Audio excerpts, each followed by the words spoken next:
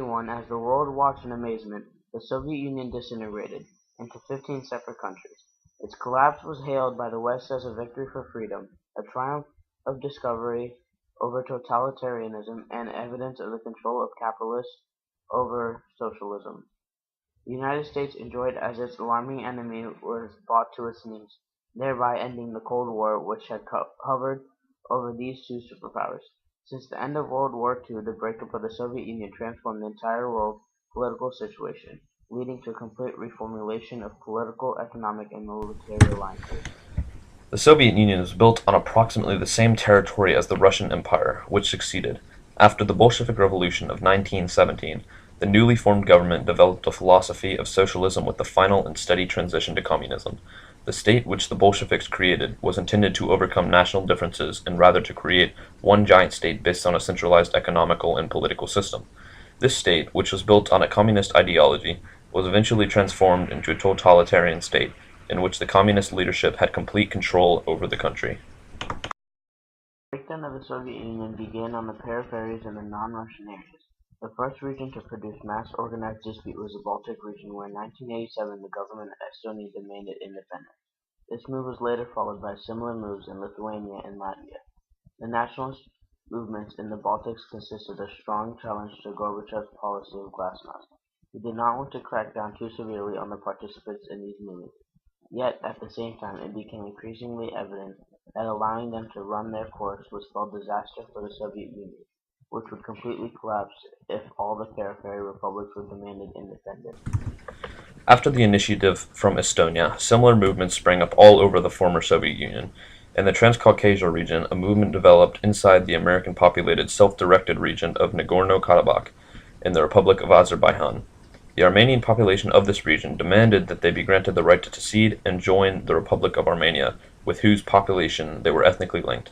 Massive demonstrations were held in Armenia in solidarity with the secessionists in Nagorno-Karabakh.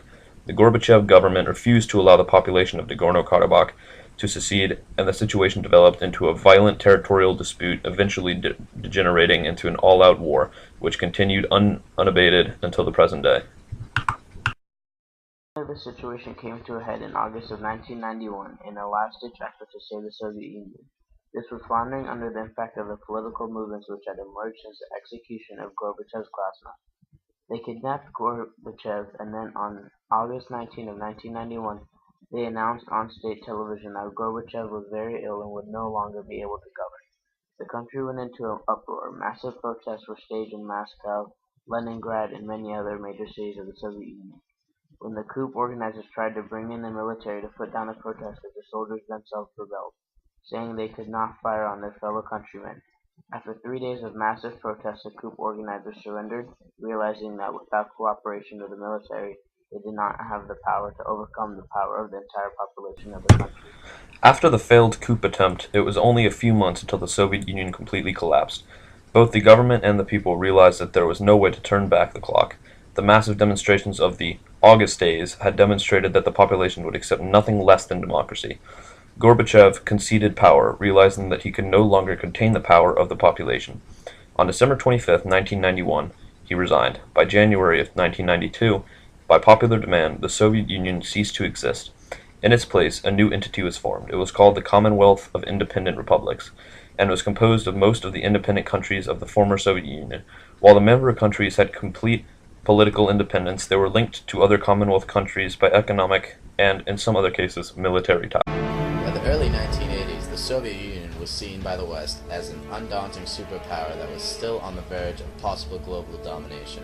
The West saw them as to have the largest military and industrial power, that they believed the Soviet Union would never fall without an open conflict. In the late 1980s, Mikhail Gorbachev's rise to power brought policies of openness and reform.